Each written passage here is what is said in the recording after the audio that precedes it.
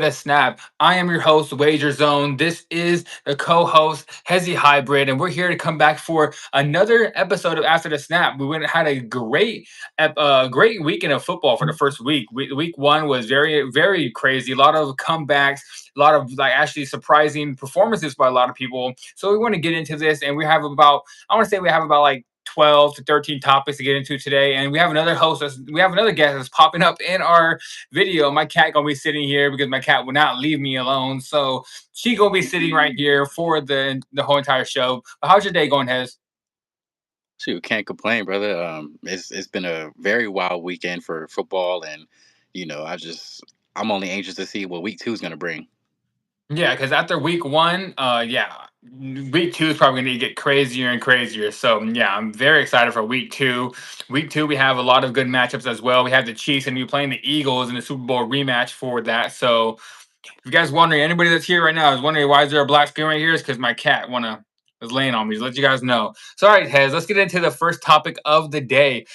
First topic of the day we're going to get into is it time for Jackson Dart with the New York Giants? The New York Giants went out there. I had them as an underdog winning. You thought they'd win and put up a way better game, especially both of us. I think we thought they put up a way better game, but they had technically Yeah. just went out there and got blown out by the Washington Commanders. Russell Wilson did not look good at all. He did look like he was missing throws. He looked like he was kind of slow.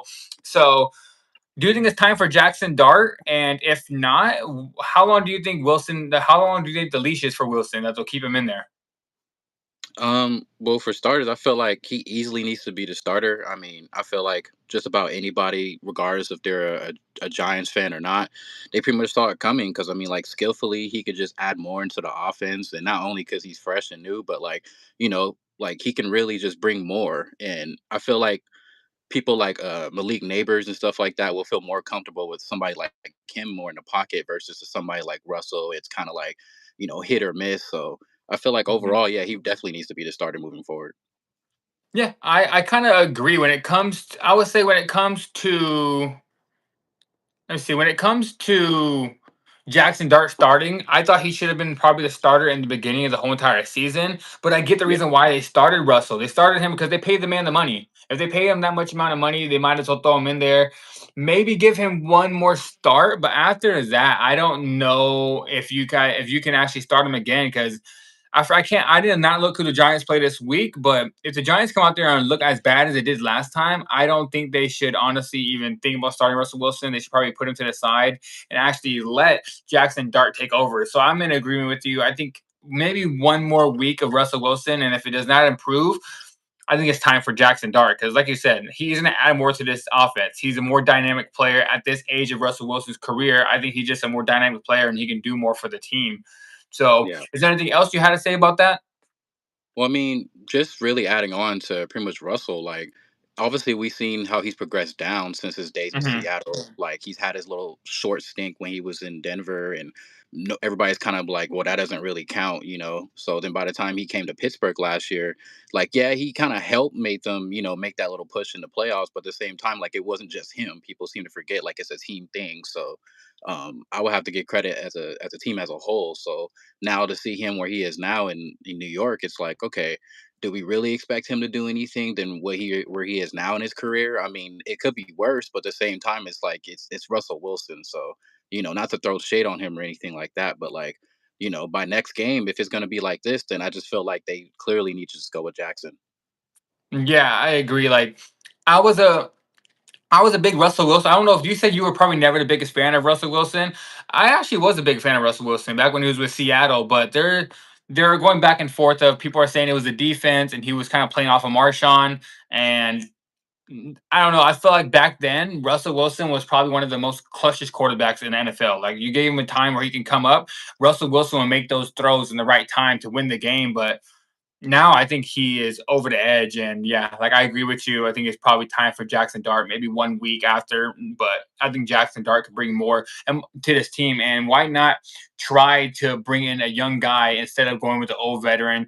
I think they're trying to go along with that Mahomes and other guys, like how they sit 1 year with the veteran playing, and then they'll go into the next year with the Jackson Dart as a rookie. But I agree with you. I think it's time for Jackson Dart. So that goes into the next question. Like, staying on the QB topic, which QB do you think has had the worst week one? Vailoa, I think I said his name right, or Bryce Young. I mean, personally, I just feel like Tua, obviously, because it's pretty much just picking up from last season. Not really showing too much. He still kind of just feels uncomfortable in the pocket. I mean, he did have 114 passing yards, a touchdown, but he had 3 turnovers. So it's like, it's getting to the point where like even Tyreek is starting to kind of just throw his head down, like, man, what did I Yeah. sign up myself for? And I'm like starting to question, like, man, is he gonna actually start forcing his way out of Miami? Like, who knows? But only time will tell. But between him and Bryce, I feel like Tua definitely just struggled more, or just looks like nothing really has changed as much. So I'm gonna have to go with Tua. Yeah, I think the more thing I would have to say Bryce Young, in my opinion, just Okay. because it's I didn't expect anything from Tua. So I guess if you're looking at just the box score and see how they actually played and watch the tape, yeah, I guess you can say that Tua might have had the worst game, especially with how bad he did with all those turnovers.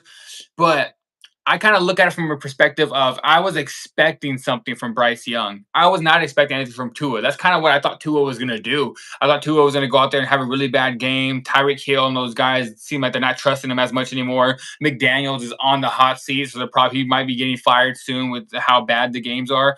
And I heard, Yeah. honestly, I thought there was a rumor going around that he got fired after the game. I was believing it for a little bit. I was like, did they really fire him after the game? But no, that wasn't true. So he's still the coach. But Yeah. he's on the hot seat at the moment. The team is chemistry is not there, so I kind of expected Tua to have a bad game. Bryce Young, even though he was going up against your team in the Buccaneers, oh sorry, not the Buccaneers. They played the Jacksonville Jaguars. I don't know how to brain fart right there, guys. But even though they were playing against the team in the Jacksonville Jaguars, I do believe is going to be a decent team this year. I expected Bryce to take that giant step up. I expected Bryce to come out there and make it a good game at least. But it seemed like he couldn't even move the chains. It looked like he could not score at all, and they just kind of just I know there was a weather delay as well, but it just seems like he could not get it together, and it made me kind of very disappointed in Bryce Young. I told you, or we think we both agreed that we thought Bryce was going to take that big step up this year because how he looked at the end of last year, but it seemed like it was just back down to the normal thing with Bryce Young. Like he just seems like he might not be an NFL quarterback. So I would have to say the worst week one, just from a perspective of what I was expecting, the expectations. I think Bryce Young probably had the worst week one. Yeah. That's fair. So, yeah. So now we'll get into the second story. If you guys are here right now, let me let you know. Subscribe to the page after the snap episode 2. Also, I'm gonna keep doing this throughout the whole thing. My cat is in the show this time, so she is the third host. We have a host, co-host, and then we have a third host. So she's gonna be here for a bit. But like I said, subscribe and like the video if you guys are here for the first time. After the snap, we're gonna be doing this all season. So all right, now get into our third topic. It is going to be Aaron Rodgers. Now we'll get into the man that you know me. Anybody that knows me, I'm not a big fan of Aaron Rodgers, but I might have to give him his flowers this week. Aaron Rodgers threw for 4 touchdowns in a Steelers win. He looked like he was kind of back to that old Aaron Rodgers where he was just making completions that were really well, and also like 4 touchdowns is kind of hard to get, especially at that age of his career. So, do you think it was more of Aaron Rodgers or the Jets' defense of how bad they played? Mm. I would have to say the Jets defense, because I mean at one point they had him, but I mean towards the end it just felt like they were just letting him get every look that he wanted. Hmm. I would honestly, I hate to say it, I do, but I think I might have to just go with Aaron Rodgers. This might be a great sign for Aaron Rodgers. I know the one thing the Jets have always had, at least the past 3 or 4 years, their defense has always been good. And now they got Aaron Glenn over there, that was a defensive guru, and if everybody was expecting this Jets defense to have a great defense again this year. And the first thing the first game, Aaron Rodgers torched them. Like he 4 touchdowns, I think it was 240 something yards, and Yeah. he had like a completion percentage above 70%. I think he torched them, and just seemed like he was just like back to that old Aaron Rodgers. Maybe it was because he actually went to training camp this year. Maybe it's because he actually tried to actually like he's actually, I want to say, more motivated this year than anything. But yeah, I think I think it has to be, say, Aaron Rodgers, because this Jets defense has good players. Maybe it was just one bad game from them. They just could not get things going, but they have great players over there. And I think Aaron Rodgers just had a great game. They have anything more else to say on that one? I mean, no, not really. I mean, overall, they pretty much did what they could. You know, my biggest highlight, other than Aaron Rodgers doing his thing, was the fact of how Jalen Ramsey pretty much showed his dominance at the position, and he made that clutch game-winning, that deflection towards the end of the game to kind of seal the Mhm. deal. So that was kind of amazing. As for somebody at his caliber and where he is now in his career, it's like, man, he's still doing it, especially his first year in Pittsburgh. Yeah, Jalen Ramsey kind of saved that game for them, and like it kind of just shows that was a great trade for them. So now, just getting to the next topic. Next topic, this is going to be about your quarterback, Baker Mayfield. Baker Mayfield had a pretty good game where he kind of started subpar in the beginning of the game, but that second half started and we started to see Baker Mayfield actually show up. He led a game-winning drive to where it wasn't a game-winning drive to where it was a walk-off field goal to win the game or anything, but it was more of the last drive to actually score. Baker Mayfield went down there, found Emeka Ibuka in the end zone on a dart of a throw where I was kind of watching like, wow, that was just that throw, man. And then the catch by Ibuka and a rookie to come in there and do that. I guess it's starting to, I'm gonna start to ask the question right now. Is Baker Mayfield the clutchest quarterback in the NFL right now? Before I get into that, I wanted to add because I just seen this little article this morning. Actually, I think it came out yesterday.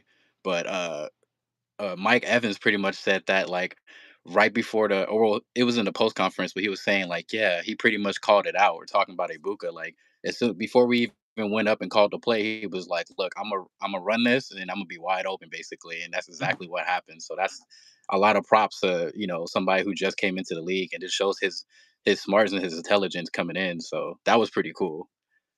Yeah. Um, but I was let me just just a rebuttal real quick. Just yeah, and from a rookie to come out there and do that, like just show the confidence and to do that, that's pretty big from a rookie wide receiver. Yeah, it's just amazing, and it just shows that like I mean everybody knew who he was and coming out of Ohio State, but it's like, man, for somebody to do that right away, it's like, man, you're gonna make some noise for years to come. So yeah, so I agree. So what would you say? Is Baker Mayfield the clutchest quarterback in the NFL right now, or if not, who would you say is? I mean, I would feel like he's right up there with like the the the Josh Allens of the world, just because I mean, time and time again, he's has like consistently showed it ever since his debut with the Bucks, coming over from the Rams with his short stint and everything. So I would definitely have to say that. And not only is he clutch, but you know, dude has arguably one of the biggest hearts in the league. He Mhm. like every time he puts his head down or tucks the football away, it's like he's looking to run people who are twice his weight. So it's like, man, it's just to see him keep doing that on a weekly basis, like year after year. It's like, man, like how could you not put this guy up there?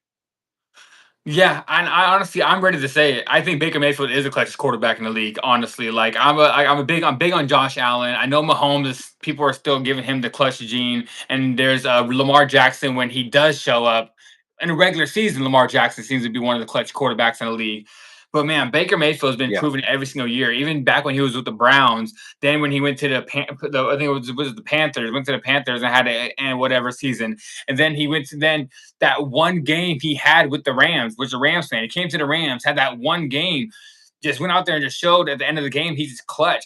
I'm ready to give it to him. I've seen this man in with 4 or 5 different offensive coordinators now in his career, still doing the same thing at the end of the game, and it seems like he gets better as the game goes on. He'll start off slow, but every quarter, one thing I've learned about Baker Mayfield, I hope this changes about him because I believe in him and I would like him to actually like get over that step is when expectations were put on Baker Mayfield, but honestly, in my opinion, we can blame the offensive coordinators, we can blame the teams he was on, but it just seems like when expectations were put on him, he kind of folded a little bit. I want to not say, like I said, I don't know if it was the team he was on, like Odell Beckham and the Browns organization, just not that good. But when we started thinking, okay, here comes the Baker Mayfield, he kind of started going downhill.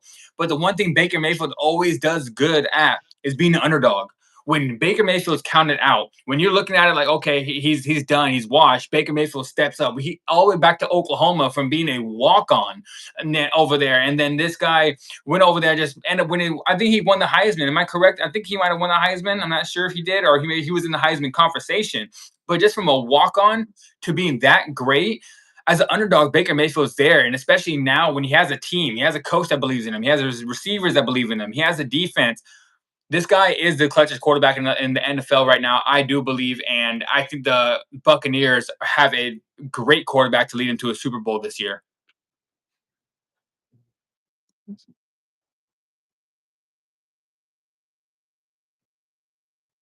Man, ain't no way I can't be a fan of this guy and this team.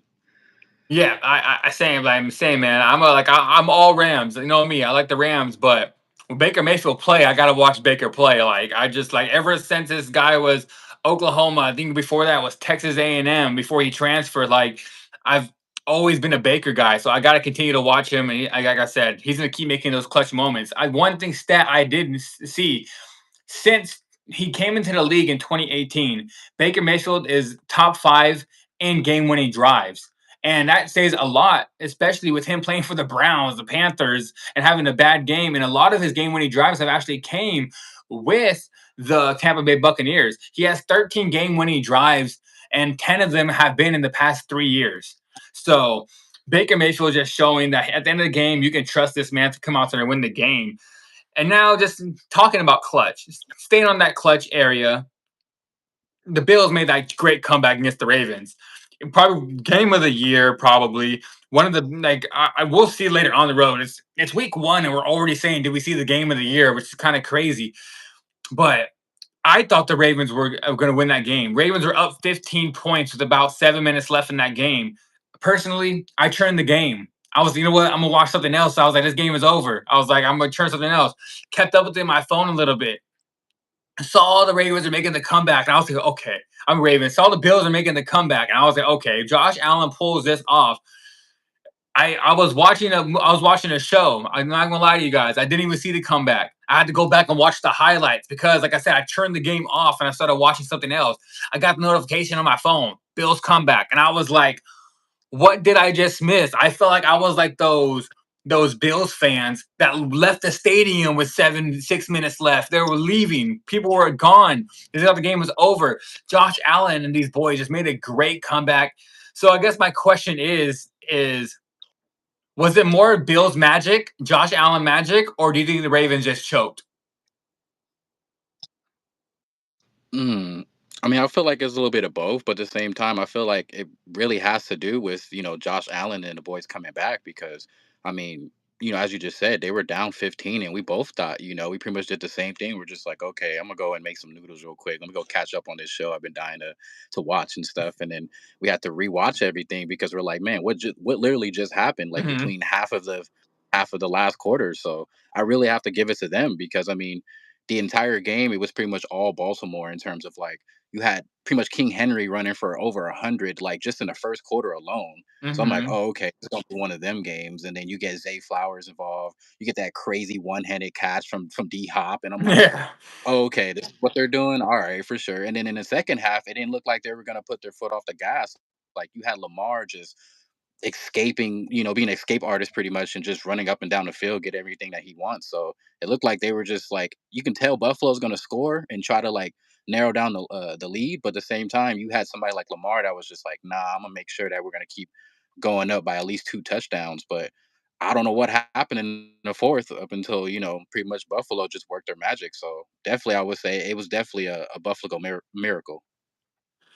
Yeah, I agree with you when you said a little bit of both because that Ravens defense kind of folded. They kind of just like they could not stop him, but at the same time, it's Josh Allen. We've seen Josh Allen do these kind of things, so I'm gonna say it's a little bit of both as well. Agree with you, but like I agree, maybe Bill's magic, like Josh Allen magic mainly. Like this guy is insane. Like he hands down, in my opinion. I know everyone's all over but Mahomes. Everyone loves the Chiefs and the Taylor Swift stories and all this other stuff. But I think we need to drop Mahomes, move him off of the top quarterback in the league right now, in my opinion. And I think Josh Allen is the best quarterback in the league.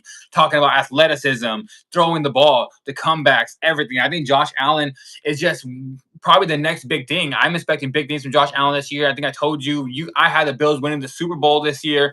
So I'm expecting Josh to take that giant step up. And for the guy that won MVP last year, he's making a great conversation already for week one for MVP back to back just from that comeback. And the only reason why I say a little bit on the Ravens choking side, because like I said, that defense kind of folded. But the one thing that surprised me the most is Derrick Henry fumbling the ball. Oh Is my if god. he never fumbled that ball, the Ravens walk away and win that game. But Derrick Henry, a guy that never fumbles, a guy that is tossing defenders around, one of the strongest running backs we have seen, just fumbles the ball at the worst time, gives Josh Allen that chance to come down the field and score. And another thing I would say, the reason why I'm kind of a little bit on the Ravens choking side, Ravens had 4th and 2. 4th and 2, yes, I know it was on their 35 or like 37, but as a coach in Harbaugh, when you see your defense cannot stop the Bills, you see the momentum that the Bills are having. Why would you give Josh the ball? Why would you even give him a chance to come back and score? Like personally, I would have let Lamar do it. I would have let Lamar and Henry get 2 yards and try to stop him from getting the ball back because you just seen them come down and score twice on you. And now you're going to go and give him the ball with a chance to win the game on a game-winning field goal. Honestly, I'm not doing that. I am going for it on 4th down. We've seen Harbaugh do that last season when they were playing against the Yeah. Chiefs. And when they're down, Chiefs, they were down, they're up one. I think they're up one on the Chiefs, or up two on the Chiefs, I think it was. And then Harbaugh decided, you know what? I'm not giving Mahomes the ball. I'm gonna trust my team. My best players are on offense. I'm gonna trust my offense to get those 2 yards and do it. Seems like he just did not even trust them today. I don't know why he did it. He was playing a little bit more conservative, which he usually doesn't, and it cost him the game. So I told you, there's a lean in me. I agrees with you, whereas like you said, it's a little bit of both. But I agree with you on the side where I think it was more of Josh Allen because if Josh Allen doesn't make those plays, the game does not get won. So I'm on this Josh Allen side. I agree with you as well. So now the next topic going into the NFC. Are the Lions in trouble? We've seen the Lions go out there and honestly look horrible against the Packers. The Packers defense is honestly really good now, especially when Micah Parsons coming over there. Micah had his 1 sack of the game, and he was in the quarterback's face and Jared Goff's face the whole entire time. But it just seems like the Lions could not do anything on offense. Their defense kind of looked a little bit shot. I know they lost the 2 coordinators, and I feel like a lot of people watched the game yesterday and was like, dang, coordinators actually mean a lot in this game because the Lions just look bad. So I guess I'll go first on this one since I've been throwing it to you. I'll have to go first. I think the Yeah. Lions are in trouble. You came on here and gave a hot take during our first predictions week we had. You came out here and said that you thought the Lions were going to miss the playoffs this year. You said you just thought it was going to be too much for them. They're not going to be as good of a team. You thought they're going to actually be third in the division and miss the playoffs. I agreed with you on third in the division, but I had them making the playoffs. But as of right now, what I've seen in week one, I think they are going to miss the playoffs. I think the Lions are in deep trouble. Dan Campbell kind of looked like not himself. Like Dan Campbell to me is the type of coach that plays with a lead. Like when he has a lead, okay, we go for it on 4th down. Yeah, we're gonna keep going for it. But now when you're down points, you can't keep going for it on 4th down and keep doing that because you're gonna give the ball in great field position when you're already down points and be down more points. And it just seems like Dan Campbell, when he wasn't on that front foot, he started to fold. And the one thing I seen a stat about Jared Goff is 3 years ago when they did not have Ben Johnson, games where they had 400 total offensive yards in a game, they had 0 in 3 years ago before they got Ben Johnson.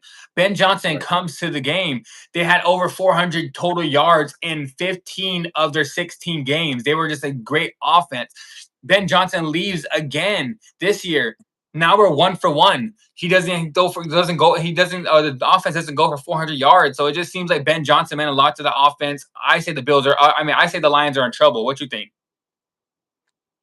You mean, yeah, I pretty much have to agree because I mean, from the first snap to pretty much to the end of the third, trying to play catch up in the fourth, it was like, man, these dudes look like they couldn't even really get up the field as much, you know. Like Jared Goff was just pretty much in there, just kind of hanging in there, and he's not trying to stress too much because he knows how much is also part of his job to kind of get everybody involved. But I mean, even with everybody else, like other than like Amar St. Brown, it was really nobody out there. Like they even had Laporta out there, kind of just like looking with his hands up, like, okay, like hey, or And Gibbs either couldn't do anything either.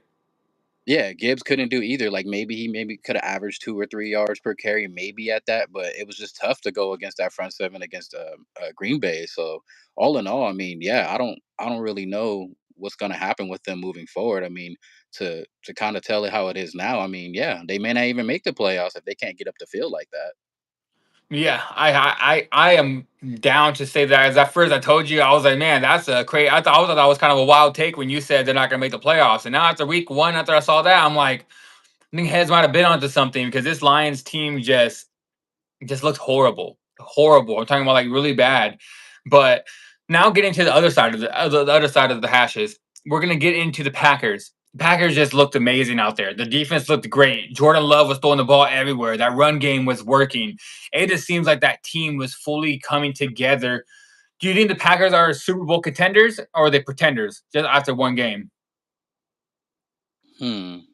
It's still tough to say. I mean, I feel like I'm just not really sold just yet about them going, but like I feel like maybe they're just like a piece away from just like igniting them to being like, all right, we can make this push. We can beat anybody in the NFC and potentially make it to the championship game. But yeah, I just feel like, I mean, having losing Jair to Baltimore was a big loss, but at the same time adding Micah, it's just like, okay, you guys are stepping up a little bit notch. Now you got somebody that's like a head honcho, if you will, that's gonna, intensify that defense. But at the same time, yeah, I really would like to see revisit this probably by next season, because this season I feel like they could actually make a little run in the playoffs once they do get there, because I don't really see anybody else coming out the north like that this year. Maybe Minnesota, but uh, honestly, I have them coming out that division, and when they do get in the playoffs, it's like, okay, yeah, you guys might make some noise this year, maybe the second round, but I don't think they're gonna go all the way as people make it seem. Yeah, I kind of think I don't get me wrong. I think we both had the Packers winning the division this year, but I don't. I want to. I'm not going to base it off of one game. I think I want to see a little bit more because I'm a big Jordan Love fan. I've watched him a Yeah, long time, and I've a bit liked the kid a lot. But I've seen already him throw 3 interceptions in the playoffs where he just looked kind of bad. So I want to see a little bit more from him. If Jordan Love comes out here and keeps playing how he played yesterday, or I should say Sunday, the rest of the whole entire season, I might be leaning that way. But I think right now is too early to tell. I think they are. I guess you can say they're contenders because I do believe they're going to make the divisional round. But I think one of my predictions, I thought that they were going to meet up against the Buccaneers, and the Buccaneers are going to knock them out. But I think the one thing I can say is if it gets to that point, the Baker Mayfield better be scared of that front seven, man. That front seven is lethal. I thought hmm that front seven that the Packers had is what I thought the Giants would be coming for in that first game. It's like I saw what the Packers do, what I thought the Giants would do, but that Packers defense is nasty right now.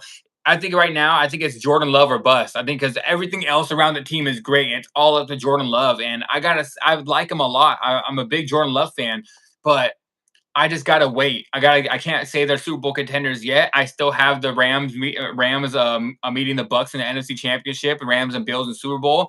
But I see a couple more. I see a couple more games like this from the Packers. I might have to put the Packers in the NFC Championship. But right now, I do believe it's a little too early. So now yeah, let's get into another team where you just brought them up, the Vikings. Yesterday, the Vikings played the Bears, and it seemed like same as the Bills, not as much scoring in the game, but same as the Bills and Ravens game. The Bears were in control of that game for 3 quarters. It seems like the Vikings could not move the ball. JJ McCarthy was having a really bad game. Like I saw in the third quarter, he had like 60 yards or like 70 yards, something like that. And he was not throwing the ball that good at all. But as soon as that fourth quarter hit, he hits Aaron Jones for a touchdown. He hits Justin Jefferson for a touchdown. Now they're within the game. They took the lead. They scored 3 touchdowns in the fourth quarter to seal the game off. And the Bears just could not move the ball. It's kind of flipped. The Bears just could not move the ball. Caleb started off the game 10 for 10, which I'm gonna talk about this right now. As you guys know, this is the wager zone, and we play some bets. Yesterday I was hot because I had Swift. I had Swift over 14 and a half receiving yards as my lock of the day for the NFL. This dude catches 3 balls in the first quarter for 12 yards. I'm sitting there like, yep, he gonna catch one more check down and this is over.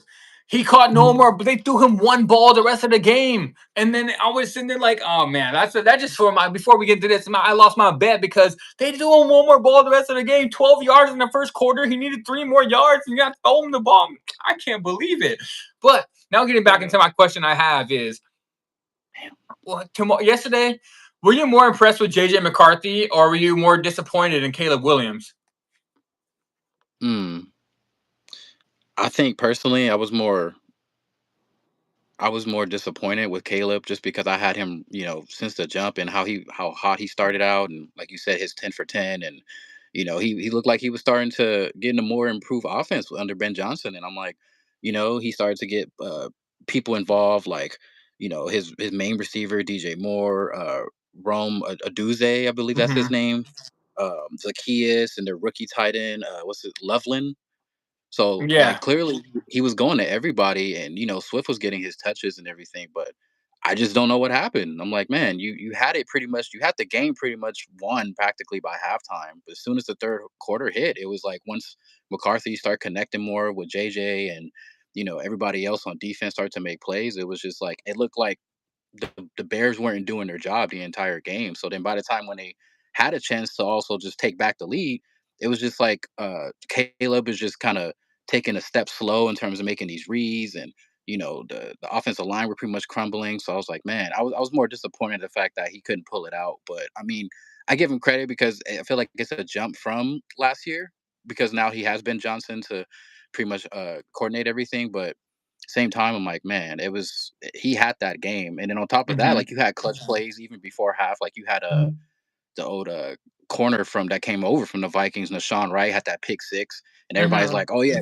From there, everybody's like, yeah, it's probably not going to be a good game for McCarthy, but to see him come back from that, I'm like, wow. So I definitely got to give him props too. But I'm definitely more sad that Caleb couldn't pull out the first win. Yeah, I would have to say I agree with you. Where you just had to give respect to JJ McCarthy. This kid in his first game of his NFL career started off really bad, and people were kind of. I saw tweets, I saw memes, I saw people saying, "Oh, JJ is not it." Everyone was talking a whole bunch of things on him. Then he comes back in the second quarter, where I saw a stat where no rookie quarterback making their debut when they're down 2 scores in the history of the NFL has ever came back to win the game. And JJ went out there and did it. And that's kind of just a crazy stat. So I have to give my props to JJ just for coming out there doing that.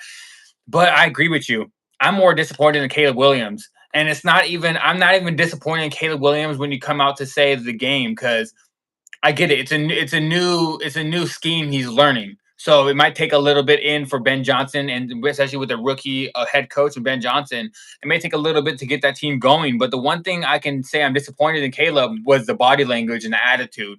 I'm just very disappointed in that. It seems like in the first quarter, he missed one. No, when he finally missed that one throw, he had a throw right down the middle to I think it was Roma Duze, and he just missed it really bad. And then it was a fourth down play where they went for it on fourth, and then he didn't convert. And they showed him on the bench. And instead of him being a veteran quarterback that he should be, I mean, I get it, his second year, but when I say a veteran quarterback, I'm talking about a guy that's been in the bright lights for a long time. He was projected to be #1 overall pick since he was in high school. This guy's always had the limelights on him.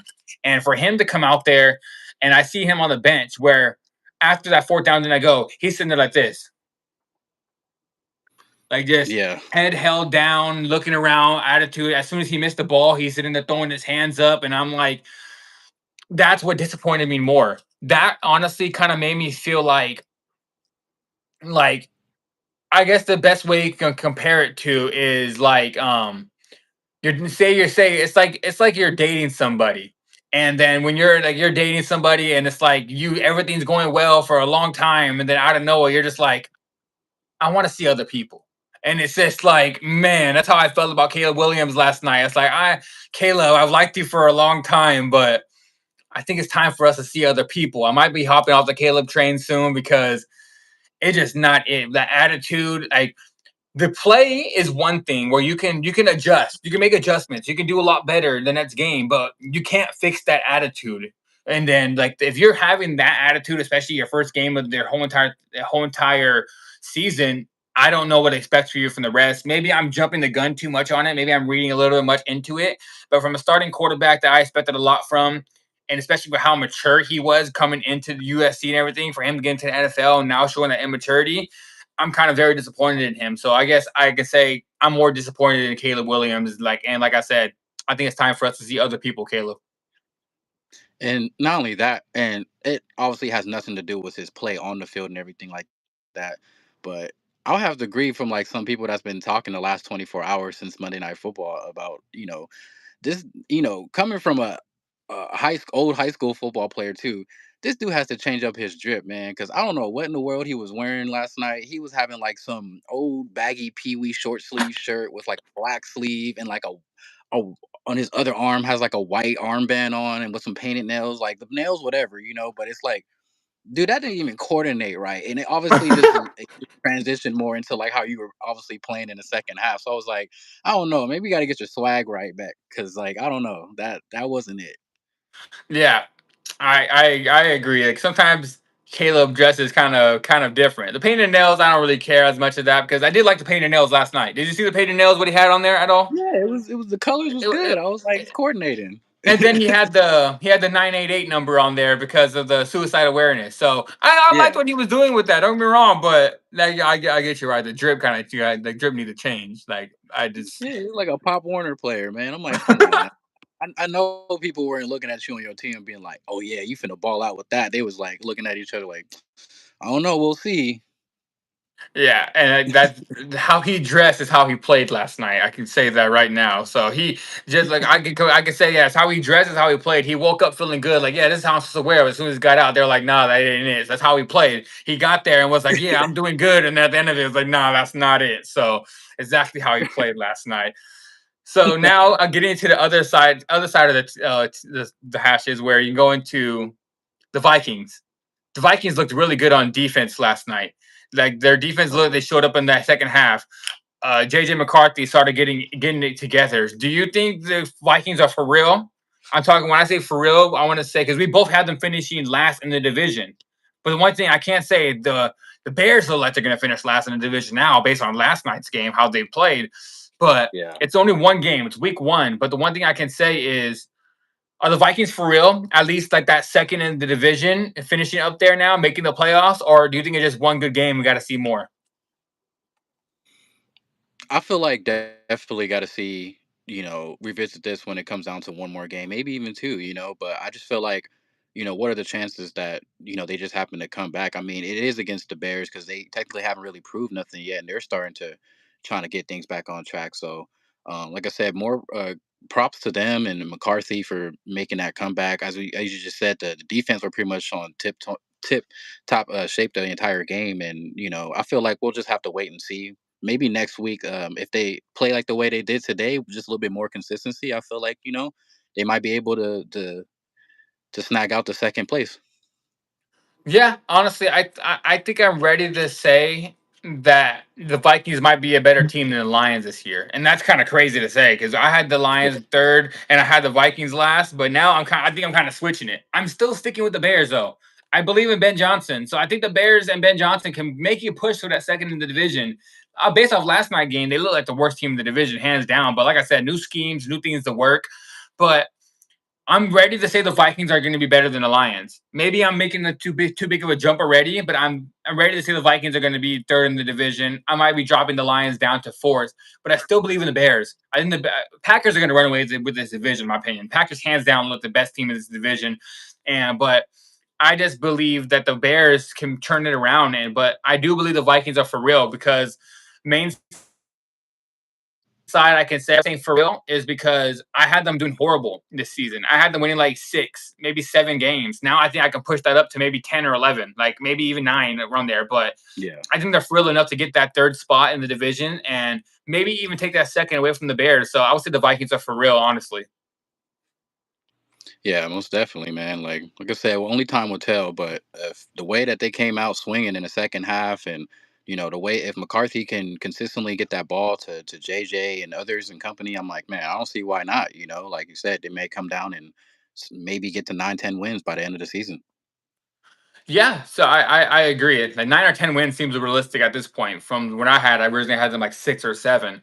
But now the next question: who had the more impressive debut with their new team this year? Was it Aaron Rodgers, Justin Fields, or Daniel Jones? I'll take this one first. So honestly, it was a tough one because I'm gonna tell you right now, I don't pick Rodgers, so it's not gonna be Rodgers. You know me, I don't like Rodgers, so we're not picking Rodgers. And I expect this from him. This man's an all-time great. He should be coming out here playing like this. And I don't care if he's 40 something years old. He should be playing like this. So I don't think it was that impressive, especially with a new good team. Don't get me wrong. I liked how he played, but I don't think it was more impressive than Justin Fields or Daniel Jones.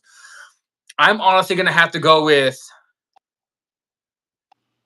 I'm gonna have to go with Justin Fields because I wanted to say Daniel Jones, but Daniel Jones had a great game. 2 rushing touchdowns, 1 touchdown. He threw for 240 yards. Justin Fields threw for 219 yards, 2 rushing touchdowns, 1 touchdown. I think he threw 1 interception, but that's fine. That's okay. Like that's gonna happen. But I'm more impressed with Justin Fields because I think I told you going into that game. I thought the Jets were going to be the worst in the division because I wasn't a big fan of Justin Fields. I said Justin Fields, honestly, I literally said I don't think he's a starting quarterback in this league. Last night, or on Sunday, he made me eat my words because he looked like he was a top 15 to top 13 quarterback in this league. Just the way he played, he had the poise. This guy was throwing balls that were getting caught, and he was putting it right in the driver's seat for these guys to catch. And he was moving around the pocket. I think he rushed for about 49 to like 60 yards as well. This guy was moving around and just doing really, really great things on the team, and especially the reason why I picked him over Jones because Jones played against a team of the Dolphins where I'm like, the Dolphins don't have a good defense. The Dolphins are not going to be a good team this year. The Pittsburgh Yeah. Steelers are well coached on that defensive side. Mike Tomlin knows how to coach a defense. The Pittsburgh Steelers have a top five defense in a league, and Justin Fields just made that defense look like they could not do anything with him. And from a guy that I did not believe in going to this season, I thought he would have another horrible year. He really impressed me. So yeah, see when she woke up, she's like, "Yeah, you talking about Justin Fields? Yeah, I'm talking about Justin Fields." But yeah, Justin Fields has really impressed me. I think he's gonna honestly he might have a really good season and might maybe prove he's a starting quarterback. Because like I said, I went from saying a backup to now a starter, in my opinion. So yeah, I'm gonna go with Justin Fields. Yeah, I mean, I pretty much concur with you, man. Because I mean, I was kind of torn in the beginning because I'm like, oh, it has definitely has to be him and Danny Dimes because I'm like, we kind of in a sense just like how with Aaron Rodgers, like where he is now in his career, like Pittsburgh's already built a tremendous amount of people on their defense and then offense. They still have some pieces out there that can potentially help Aaron Rodgers down the season, but.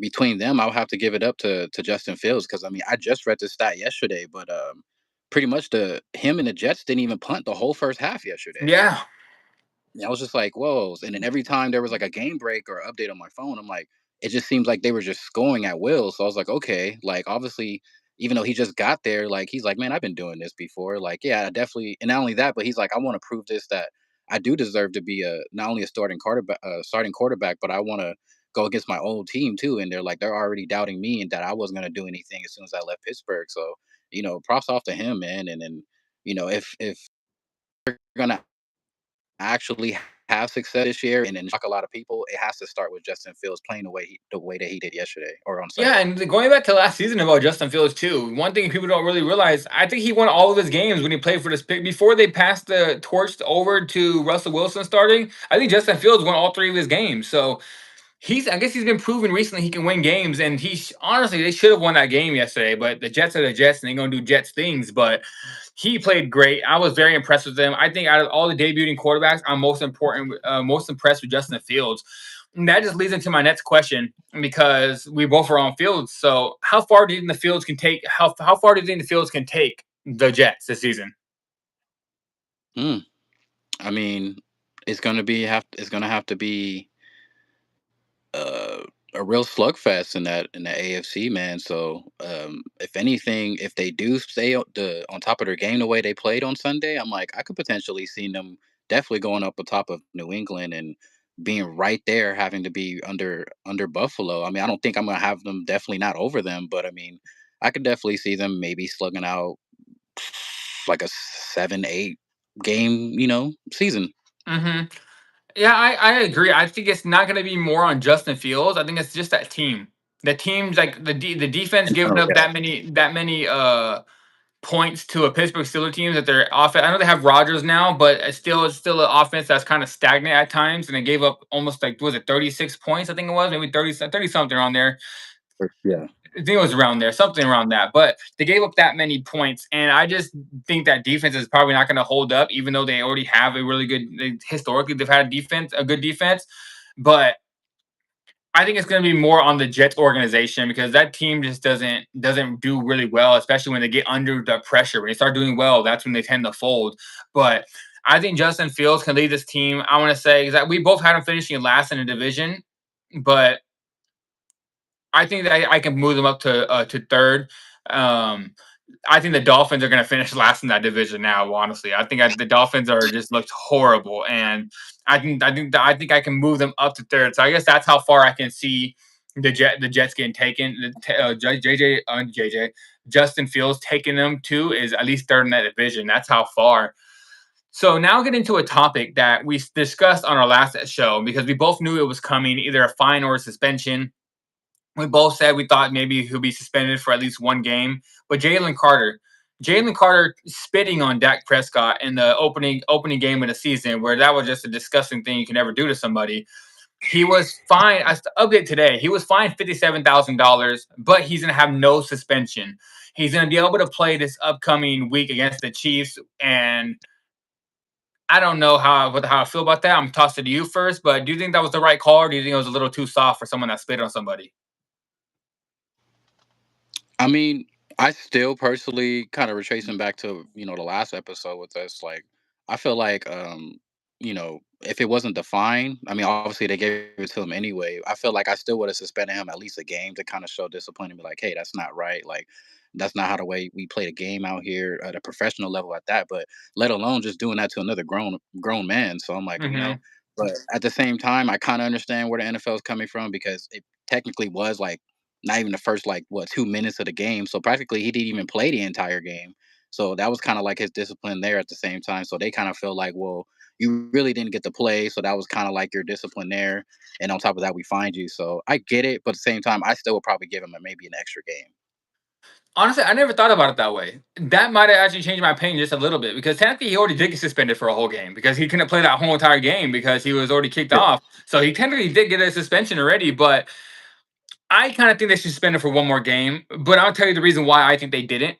And I understand it from a money grab perspective and from a ratings perspective. Is they played the Kansas City Chiefs in a Super Bowl rematch this upcoming week, and I feel like the NFL wants both of those teams to be full strength for the game. I think if they get rid of Jalen Carter going into that game, that defeats the purpose of how the Eagles even beat the Chiefs the first time in the Super Bowl, and I feel like they'll take a big advantage, and the Chiefs might take over that game. So I think the NFL really wants him there for that Jalen Carter going after Mahomes moment where we've seen in the Super Bowl. They want that. They don't want us to miss out on a banger of a matchup between the Chiefs and the Eagles. We didn't want no excuses on either side. So I think it was more political than anything because the reason why I can say hey, I think he deserved to get a suspension. The $50,000 fine is nothing to Jalen Carter. That man is a top five paid defensive lineman in the whole entire league. I forgot how much he's getting paid exactly, but I think it's in the tens of millions of dollars on his contract. And $57,000 is like $5 to a regular paycheck for us. So, like honestly, like Yeah. it seemed like it was like a little slap on the wrist for him, and I don't think that is warranted for spitting on somebody. I think the NFL sent a bad sign, honestly, this time because now somebody spits on somebody again. What are you gonna do? $57,000 and no suspension because that's what they have to do now. They can't go and say you're suspended for a game now because they're gonna be like, well, why don't you give Jalen Carter a suspension?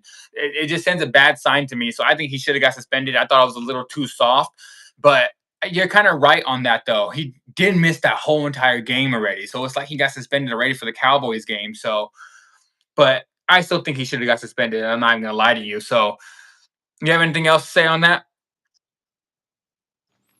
No, I think I pretty much made my point on that. It's just, yeah, I feel like realistically he should have got one more game, but looking at it from, like you said, the political side of it from the NFL, they're just like, well, yeah, let's just try to get that out the way, if you will, so we can kind of let him prepare with his team, so they can everybody can look forward to that Super Bowl rematch.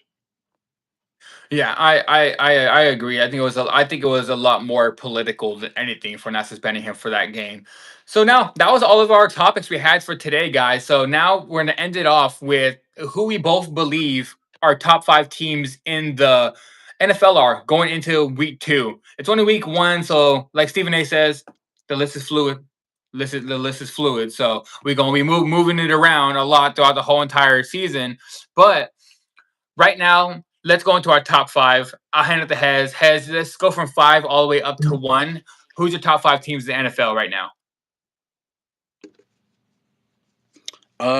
For five, I'm gonna have to go probably with my Bucks, honestly.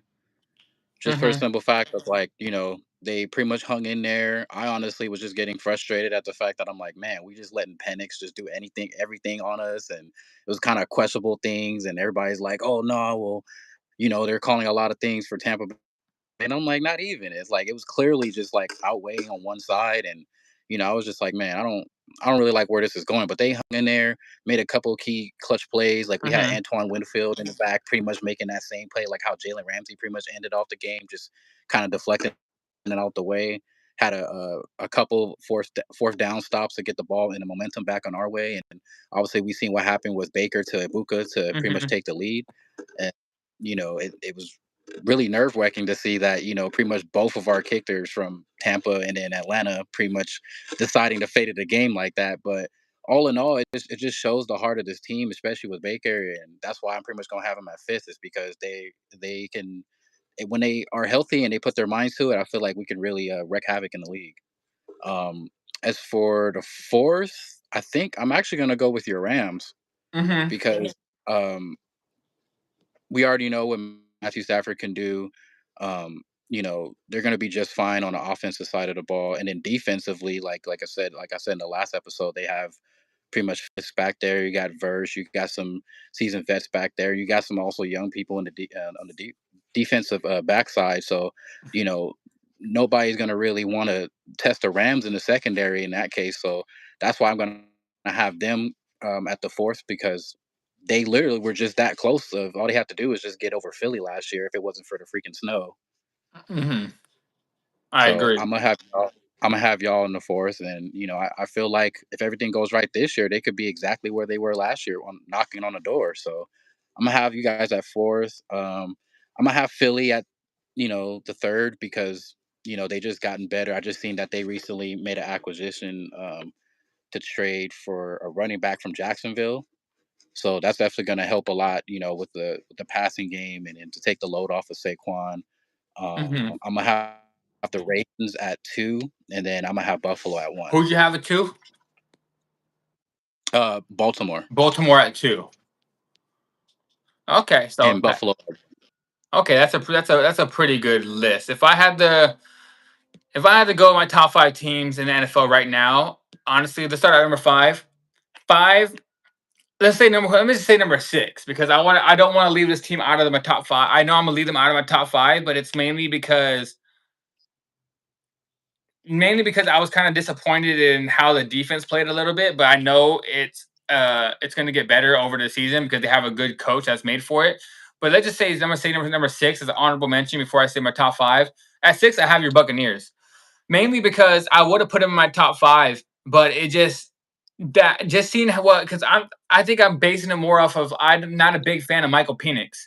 And from seeing Michael Penix going to be able to go out there and kind of torch that defense for a little bit, I know they didn't score a lot of points and they still won the game, but it kind of was a little bit disappointing, I could say, with just how that defense played against that spot. I expect them to win the game a lot more easier than that. So I would say an honorable mention for my top five at six is the Buccaneers. Number five, I'm going to go with my Rams. I think the Rams are a top five team in the NFL this year. Our defense looked really good last game, especially against CJ Stroud. We got to the quarterback a lot. We intercepted a ball one time. We got a fumble to win the game. So that just shows our defense is there, and defense wins championships. And we already know that offense with Puka Nacua, Deontay Adams, Kyron Williams, and Matthew Stafford. That offense is going to be there and show up. So I'm gonna have to go number 5 with the Rams. Number 4, dang, I'm kind of winging it right now because I kind of switched it up a lot. But at number 4, I'm gonna go with the Los Angeles Chargers.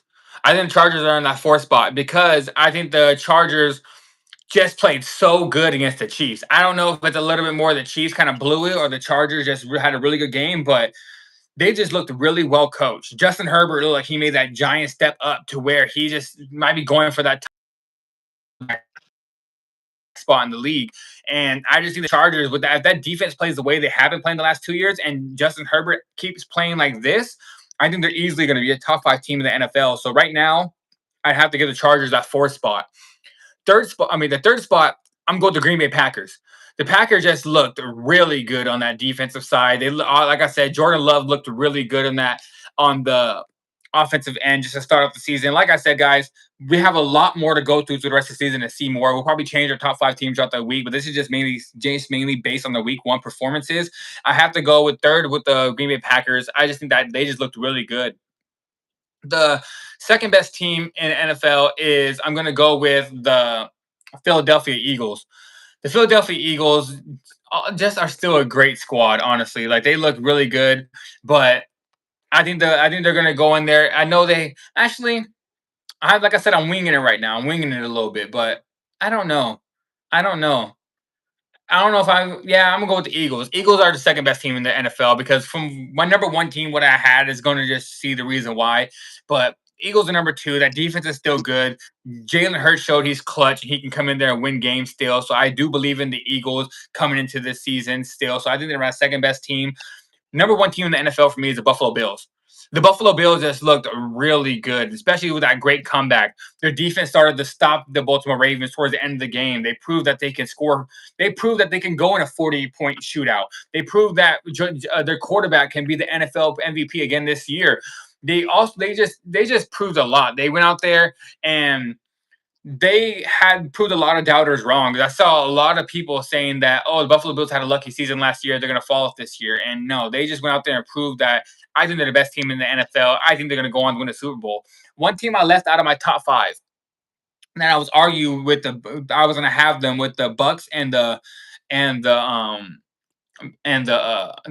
Bucks and the Ravens in the number 6. I left the Ravens out of my top 5 because to me, you can't blow that game and still be a top 5 team in the NFL. I know later on down the road, I might put him back in my top 5, but to me, you can't blow a 15-point lead in 7 minutes of a game time and still be a top 5 team. Same thing about the Chiefs. You can't go out there and lose in week 1 and still be a top 5 team. So I would have the Chiefs and Ravens as honorable mentions with the Buccaneers, but to me, you just can't lose games and still be a top 5 team in the NFL. So, like I said, I have Rams at 5, Chargers at 4, um, Packers at 3, Eagles at 2, and Bills at number 1 for my top 5 teams. That's pretty accurate. I like it. Yeah, I think me and you are almost on this, almost a little bit almost on the same thing. I think we had 4 of the. Did you have the Packers in there? I was gonna actually, before you got your list, I was gonna put them as an honorable. So I was gonna have Yeah. them at like. Okay. So, but I think the only difference we had is I kind of I put the Packers in there, and you put the Ravens in there. So I think like those are 2 spots we kind of differ on. And like I said, I put the Chargers in there and you put the Bucks in there. But I feel like all those teams as the week 1, they're all really close. Like I said, week 1 after the week, it's kind of hard to pick because you don't know where teams are going to go, where they're going to start. So that's our top Yeah. 5 teams in the league. But yeah, guys, that is probably going to be it for today's episode. Probably we have on here for about an hour with you guys. We went through all of our topics. We're probably going to be back on here for Thursday and maybe Thursday. Maybe we'll see exactly where we go. But before we go, I have one more thing I want to get into just in case we don't get back on here on Thursday. Let's see this real quick before I want to see who's that Thursday night football matchup real quick. And then we can give our predictions on the Thursday night football matchup. Thursday night football on September 11th, 9/11 this year is going to be the Commanders taking on the Packers. So I'm going Packers. I think we're just going to give a quick prediction on this one. I'm going Packers. They're playing at Lambeau. Just the way they played, honestly, going into here, I got the Packers winning that game. Who you got winning that game? Yeah, it's. I mean, maybe it would have been a slight difference if they were playing in Landover, Maryland, where the Commanders are playing at. But the fact that they're playing in Lambeau, man, that's already in a sense a guaranteed win. You might still look it out in the beginning, but I can see Green Bay just overpowering them, and Jordan Love is gonna definitely get some love in the pocket, and Mm-hmm. Micah Parsons is probably gonna add more onto what he had, in his debut, which probably gonna create more pressure on Jaden Daniels. And I don't really see Debo really coming up in the clutch like that when it really matters. I mean, he may give a couple catches, but I don't really see it happening too much on this Green Bay defense.